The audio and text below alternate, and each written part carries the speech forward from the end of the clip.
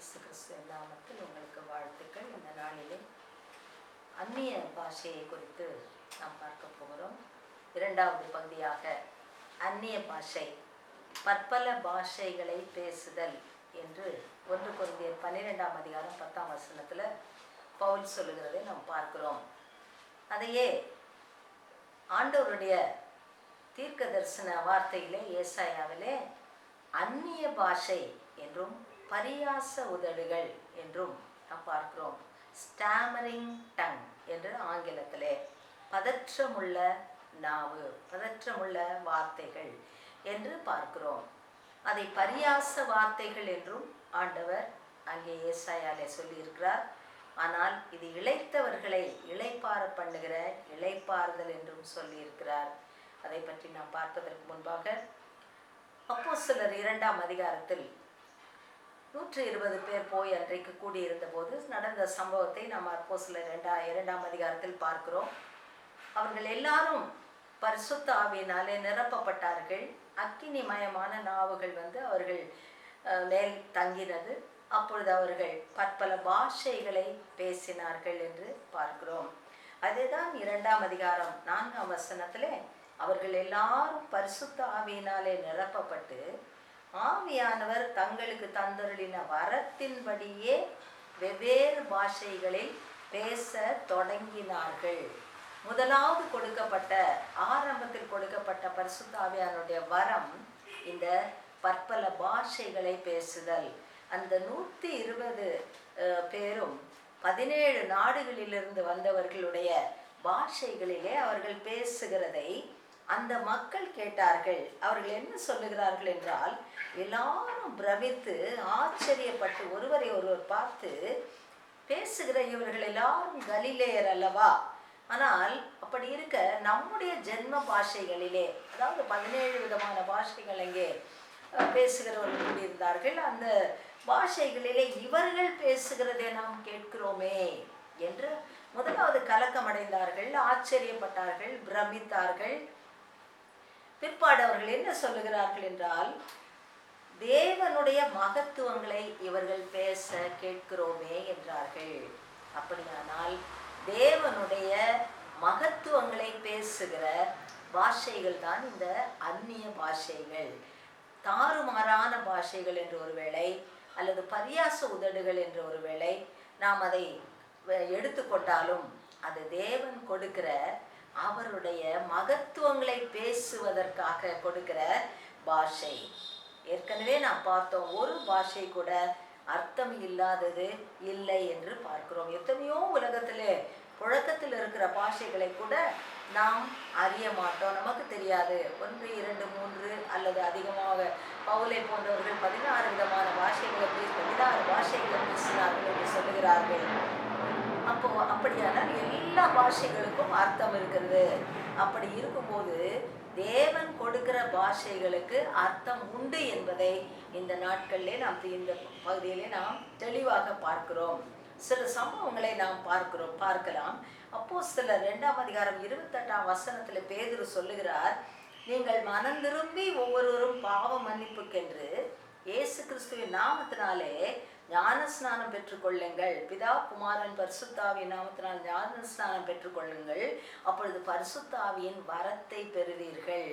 முதலாவது பரிசுத்தாவினுடைய வரம் என்று சொல்லும்போது அந்த அந்நிய பாஷையை பேசுகிற அந்த காரியம் எல்லாராலும் அது ஏற்றுக்கொள்ளப்பட்டதாக இருக்கிறதுனாலே அதை கர்த்தர் கொடுப்பார் என்பதை அங்கே பேதுரு தெளிவாக சொல்லுகிறதை பார்க்கிறோம்.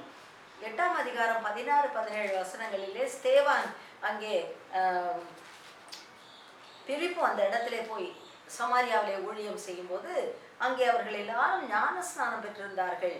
ஆனால் பேதுருவும் யோவானும் அங்கே போகும்போது அவர்கள் கேட்கிறார்கள், பரிசுத்த ஆவியை பெற்றீர்களா என்று அவர்களை கேட்கிறார்கள். அப்பொழுது பரிசுத்த ஆவியை அவர்கள் பெறாததினாலே அவர்கள் மேல் கைகளை வைத்து அவர்களுக்காக ஜெபம் பண்ணி கைகளை வைத்தார்கள். அப்பொழுது அவர்கள் பரிசுத்த ஆவியினாலே நிரப்பப்பட்டார்கள்.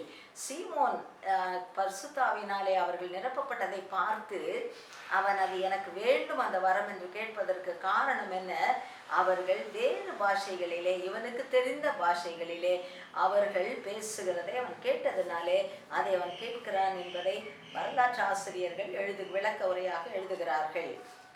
அதை தான் 8:20 நாம் பார்க்கிறோம். தேவனுடைய வரத்தை, பரிசுத்த ஆவியினாலே, பரிசுத்த ஆவியானுடைய வரத்தை நீ பணத்தினாலே சம்பாதிக்கலாம் என்று நினைக்காதே என்று சொல்லுகிறதை பார்க்கிறோம். பேதுரு 10ஆம் அதிகாரத்திலே, அப்போஸ்தலர் 10ஆம் அதிகாரத்திலே கொர்நேலியு வீட்டுக்கு போகிறார். கொர்நேலியு வீட்டிலே போய் அங்கே மற்றவர்கள், அவர்கள் யூதர்கள் அல்லாதவர்கள், புறஜாதியார், கர்த்தருடைய நாமத்தை பற்றி கேள்விப்பட்டிராதவர்கள் அங்கே கூடியிருக்கிறார்கள்.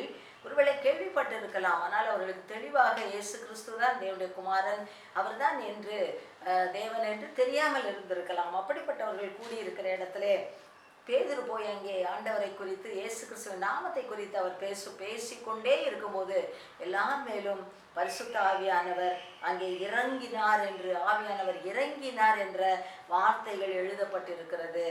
45ஆம் வசனத்திலே அவர்கள் பல பாஷைகளை பேசுகிறதையும் தேவனை புகழுகிறதையும், பேதுருவோடு கூட வந்திருந்த விருத்த சேதனம் உள்ள விசுவாசிகள், அதாவது யூதர்கள் கிறிஸ்தவர்களாக ஆன பிறகு அவர்களுக்கு யூத கிறிஸ்தவர்கள் என்று பெயர், அவர்கள் கேட்டபோது பரிசுத்த ஆவியின் வரம் புறஜாதியார்களுக்கும் பொழிந்தருளப்பட்டதை குறித்து பிரமித்தார்கள். கர்த்தரை அறியாதவர்கள், கர்த்தரை பற்றி தெரியாதவர்கள், இயேசு கிறிஸ்துவை பற்றி கேள்விப்பட்டிராதவர்கள், இவர்களுக்கு இந்த வரம் கிடைத்திருக்கிறது என்று சொன்னால், அவர்கள் தேவனை புகழுகிறார்கள் என்று சொன்னால், தேவனை பற்றி தெரியாதவர்கள் புகழுகிறார்கள் என்று சொன்னால் அதுதான் வரம் என்பதை நாளிலே நாம் அறிந்து கொள்ள வேண்டும். பவுல் அப்போஸ்தலன் 19ஆம் அதிகாரத்திலே, அப்போஸ்தலர் 19ஆம் அதிகாரத்திலே அவர் எபேசுவுக்கு போகிறார். அங்கே விசுவாசிகள் இருக்கிறார்கள். ஆனால் அவர்கள் பரிசுத்த ஆவியை பெற்றீர்களா என்று கேட்டபோது அவர்கள் சொல்லுகிறார்கள், நாங்கள் பரிசுத்த ஆவியை பற்றி கேள்விப்பட்டதே இல்லை என்று சொல்லுகிறார்கள். அப்பொழுது பவுல் அவருடைய தலையிலே கைகளை வைத்து செபிக்கிறான். அப்பொழுது அவர்கள் எல்லாரும் பரிசுத்த ஆவியினாலே நிரப்பப்பட்டு அந்நிய பாஷைகளை பேசி தீர்க்க தரிசனம் சொல்லுகிறார்கள் என்று அங்கே நாம் பார்க்கிறோம். அப்படியானால் அந்நிய பாஷை பேசுகிறவர்கள் தீர்க்க தரிசன வரத்தையும் அவர்கள் பேசுகிறார்கள். வியாக்கியானம் செய்து தீர்க்க தரிசனமாக அதை வெளிப்படுத்துகிற அந்த காரியத்தை அங்கே பரிசுத்த ஆவியானவர் அந்நிய பாஷையின் வரத்தின் மூலமாக அவர்களுக்கு அங்கே கொடுக்கிறதை நாம் பார்க்கிறோம். அப்படியானால் இந்த அந்நிய பாஷையினுடைய மகத்துவத்தை நாம் அறிந்து கொள்ள வேண்டும். முதலில் பேசப்பட்ட வரம் இந்த அந்நிய பாஷை வரம். 1 கொரிந்தியர் 12:30 பவுல் கேட்கிறார், எல்லாரும் அந்நிய பாஷை பேசுகிறார்களா? எல்லாரும் தீர்க்க தரிசனம் சொல்லுகிறார்களா? எல்லாருக்கும் குணமாக்கும் வரம் இருக்கிறதா? எல்லாரும் அந்நிய பாஷை பேசுகிறார்களா என்று கேட்கிறதை நாம் பார்க்கிறோம். அப்படியானால் இந்த அந்நிய பாஷை என்பது எல்லாரும் எடுப்பிலே பேசுகிற பாஷை கிடையாது. கர்த்தர் யாருக்கு கொடுக்க வேண்டும் என்று அவர் சித்தம் வைத்திருக்கிறாரோ, யார் அதை சரியாக பயன்படுத்துவார்கள் என்று சித்தம் வைத்திருக்கிறாரோ, அறிந்திருக்கிறாரோ, அவர்களுக்கு மாத்திரமே அது கொடுக்கப்படும். வாஞ்சையோடு கேட்கிறவர்களுக்கு கர்த்தர் கொடுக்கிறார். அப்படி அது கொடுக்கிற அந்த அந்நிய பாஷையை குறித்து பவுல் சொல்லுகிற அந்த விளக்கம் என்ன என்று கேட்டால், அதை குறித்து சில முக்கியமான காரியங்களை நாம் அறிந்து கொள்ள வேண்டும். அந்நிய பாஷையினுடைய நன்மை என்ன என்று சொன்னால், தேவனோடு ரகசியங்களை பேசுகிறது, தேவனுடைய மகத்துவங்களை பேசுகிறது. இதுதான் ஒரு தேற்றரவு. பல சமயங்களிலே அந்நிய பாஷை அவர்களை கேட்டால் தெரியும், அதிகமாக துன்பப்படுகிற, வேதனைப்படுகிற, பாரமாய் இருக்கிற நேரங்களிலே சிறிது நேரம் ஆண்டவருடைய சமூகத்தில் இருதயத்தை ஊற்றிவிட்டு அங்கே ஆவியானவருடைய நிறைவை அந்த இடத்துல பெற்று அவரோடு பேசும்போது, தனிமையிலே பேசும்போது ஒரு பெரிய ஆறுதல் கிடைக்கிறதை அனுபவித்தவர்கள் மாத்திரம்தான் இதை அறிய முடியும். அந்நிய பாஷை பேசுகிறவன் தேவனோடு ரகசியங்களை பேசுகிறான் என்று அங்கே பவுல் சொல்லுகிறார். அது மாத்திரமல்ல, பக்தி விருத்திக்கு ஏதுவான அந்நிய பாஷை. இதையெல்லாம் எங்கே பேச வேண்டும் என்று சொன்னால், நாம் தனிமையாக தேவனோடு பேசும்போது, அதிக நேரம் நாம் ஜெபிக்கும் போது, அந்நிய பாஷையிலே நாம் அமைதியாக தேவனோடு பேசி நாம் ஜெபித்து கொண்டிருப்போமானால், நாம் வாய்விட்டு தேவனோடு பேசி அவரை மகிழ்ந்து துதித்து பேசி கொண்டிருப்போமானால், அதன் மூலமாக கிடைக்கிற அந்த பக்தி விருத்தி என்பது, அந்த அனுபவத்தின் மூலமாக கிடைக்கிற பக்தி விருத்தி, அது ஒரு விசேஷித்தது என்பதை மறந்து போகாது என்பதுதான் ஒரு அனுபவமாக இருக்கிறது. அடுத்தது ஒரு சில நிபந்தனைகளையும் பவுல் சொல்லுகிறார். சபையிலே அநேகர் கூடுகிறோம், அங்கே தேவனை புகழ்ந்து மகிமைப்படுத்தி பேசுகிறோம், அங்கே அந்நிய பாஷையை கர்த்தர் கொடுக்கிறார், இல்லை என்று சொல்ல முடியாது. அப்படி கொடுக்கும்போது அது பலர் கூடியிருக்கிறதுனாலே, இது பரியாச உதடுகளாக இருக்கிறதுனாலே, பரியாசம் பண்ணுகிற ஒரு பாஷையாக இருக்கிறதுனாலே, அந்த இளைப்பாறுதலின் பாஷையை பேசும்போது அதை அடக்கி நாம் பேசுவது மிகவும் நல்லது. ஆவியானவர் நமக்கு அடங்கி இருக்கிறார் என்று பவுல் சொல்லுகிறார்.